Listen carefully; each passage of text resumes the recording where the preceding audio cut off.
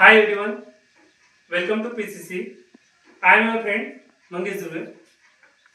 मी तुमच्यासाठी आज घेऊन आलोय ट्रिग्नोमेट्री लेसनचा 11व्या वर्गातला ट्रिग्नोमेट्री लेसनच्या दुसरा चॅप्टर जो आपला ट्रिग्नोमेट्री 1 त्याच्यामधला क्वेश्चन प्रॅक्टिस एक्सरसाइज 2.2 चा चौथा प्रश्न. काय म्हणते?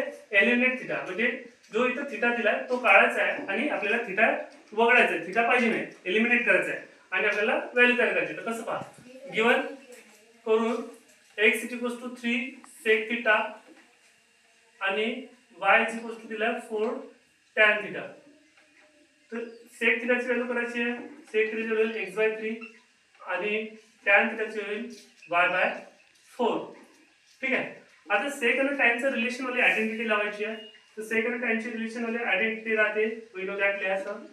वी नो दॅट करून sec आणि tan ची जी आयडेंटिटी राहते तिचं नाव आहे 1 + tan square theta = sec square theta. तर मग काय होईल?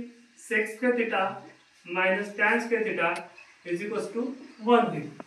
तर sec square theta ची व्हॅल्यू काय आहे? x/3 आहे, त्याचा होल स्क्वेअर करायचा, मायनस काय ते y/4 आहे, त्याचा होल स्क्वेअर करायचा. x चा स्क्वेअर x स्क्वेअर होईल, 3 चा स्क्वेअर 9 होईल, 4 चा स्क्वेअर y चा स्क्वेअर y स्क्वेअर, 4 चा स्क्वेअर 16 1.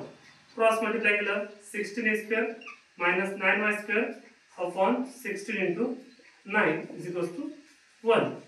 16x² - 9y² त्याचं मल्टिप्लिकेशन करा. त्याचं मल्टिप्लिकेशन करा तर हा होईल 144. किती होईल?